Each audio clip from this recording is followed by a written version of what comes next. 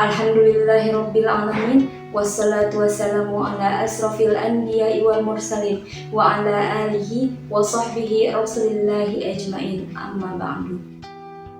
Pertama dan utama, marilah kita panjatkan puji dan syukur kepada Allah Subhanahu wa taala, Tuhan Rafiqul A'la, yang hingga detik ini, hingga saat ini kita masih diberikan kesehatan, kenikmatan, dan juga kesempatan untuk dapat merasakan nikmatnya berakal, nikmatnya sehat, nikmatnya mencari ilmu, nikmatnya beribadah. Hinggalah saat ini yang paling utama dan yang paling besar adalah kita dapat merasakan nikmatnya beribadah di bulan Ramadan ini. Tak lupa pula kita hadiahkan selawat bersimpul salam kepada Nabi besar junjungan alam, Nabi Muhammad SAW, kekasih Allah, Habibullah, dengan mengucapkan Allahumma sholli ala Sayyidina Muhammad wa ala ali Sayyidina Muhammad. Semoga kita dapat menjadi salah satu orang yang beruntung untuk menerima syafaat dari baginda Rasulullah SAW. Amin, amin ya rabbal alamin. Teman-teman sekalian, berjumpa lagi bersama saya Siti Syahidatul Helma, salah satu anggota dari Puzzle Research Data Teknologi yang tergabung dalam Puzzle 10, di mana pada priority yang kelima ini saya diberikan kesempatan untuk dapat berjumpa lagi bersama dengan teman-teman semua. Teman-teman sekalian, bulan Ramadan adalah bulan yang Allah berikan banyak kemuliaan ke atasnya.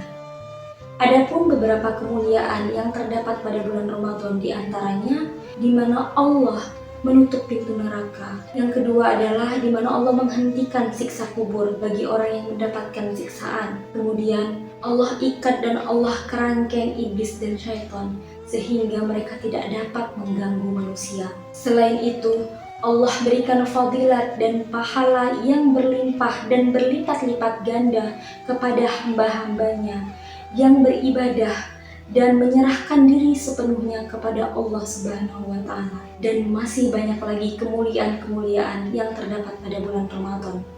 Teman-teman sekalian, selain dari apa yang saya sebutkan tadi, kita juga dapat memanfaatkan bulan Ramadan ini sebagai kesempatan kita untuk lebih berusaha dan bermujahadah lagi terhadap hawa nafsu kita. Sebagaimana firman Allah pada surat Yusuf ayat 53 yang artinya, sesungguhnya nafsu itu mendorong kepada kejahatan, kecuali nafsu yang Allah limpahkan rahmat ke atasnya.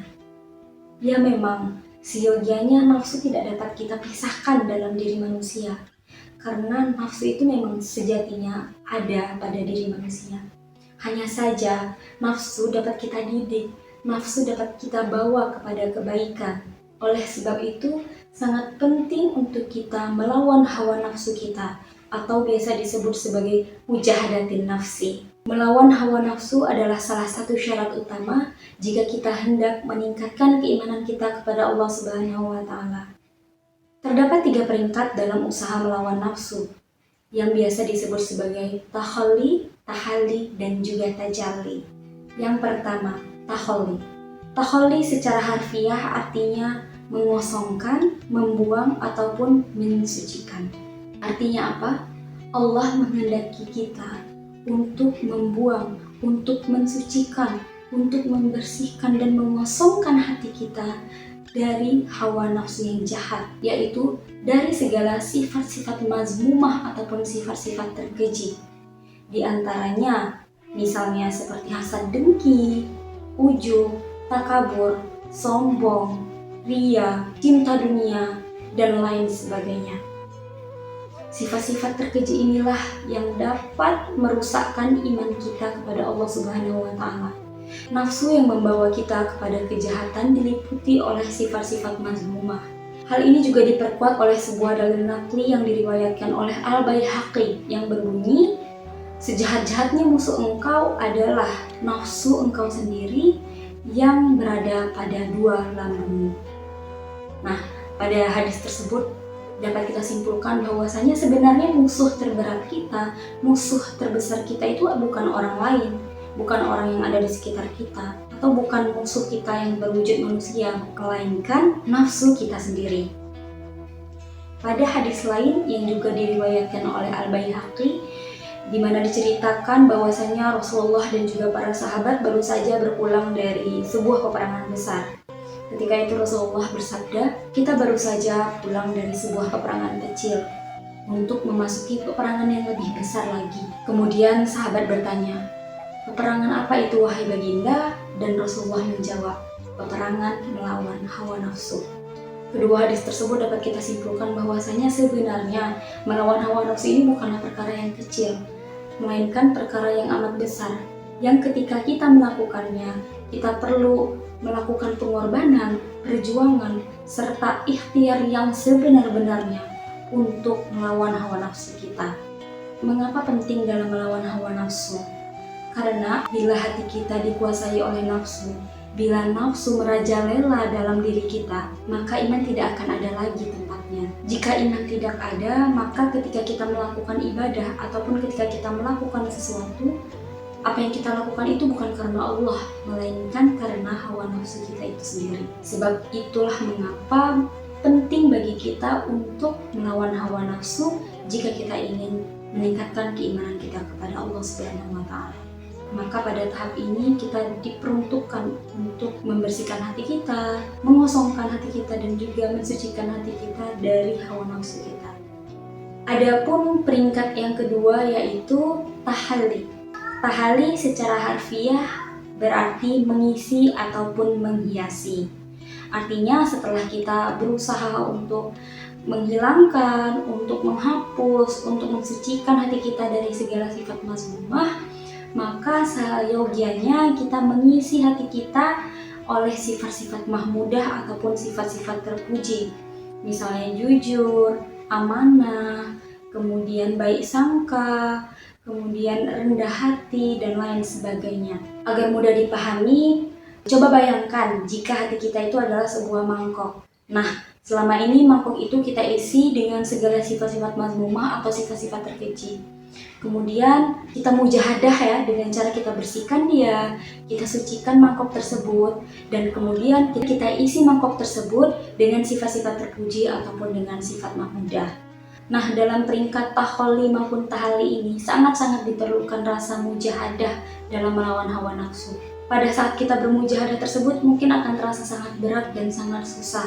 Tapi jika kita bersungguh-sungguh, jika kita benar-benar berazam kepada Allah Subhanahu wa Ta'ala, lama-kelamaan, lambat laun, sifat mahmudah yang selama ini kita coba terapkan dalam diri kita akan menjadi sebuah kebiasaan, dan lama-kelamaan ketika kita melakukannya, kita akan tenang, kita akan bahagia, dan juga insya Allah kita mendapat ridha dari Allah Subhanahu wa Ta'ala. Adapun peringkat yang ketiga dalam melawan hawa nafsu yaitu tajalli, yang secara harfiah dapat diartikan sebagai perasaan di mana kita merasakan kehebatan dan juga kebesaran Allah.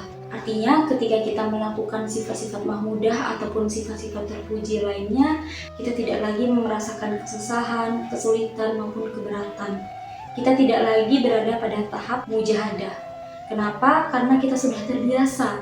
Karena Allah sudah meletakkan ketenangan dan kebahagiaan pada hati kita, sehingga apa yang kita lakukan murni hanya karena Allah, untuk Allah. Tajalli secara ringkas adalah perasaan tenang, tentram, dan juga bahagia. Hati seakan-akan diberikan ketenangan dan juga hanya memikirkan kebesaran Allah Subhanahu wa Ta'ala. Pada tahap ini hati kita merasa bahwasanya hidup kita sepenuhnya itu adalah untuk Allah, dan juga segala sesuatu yang terjadi pada diri kita itu adalah karena Allah.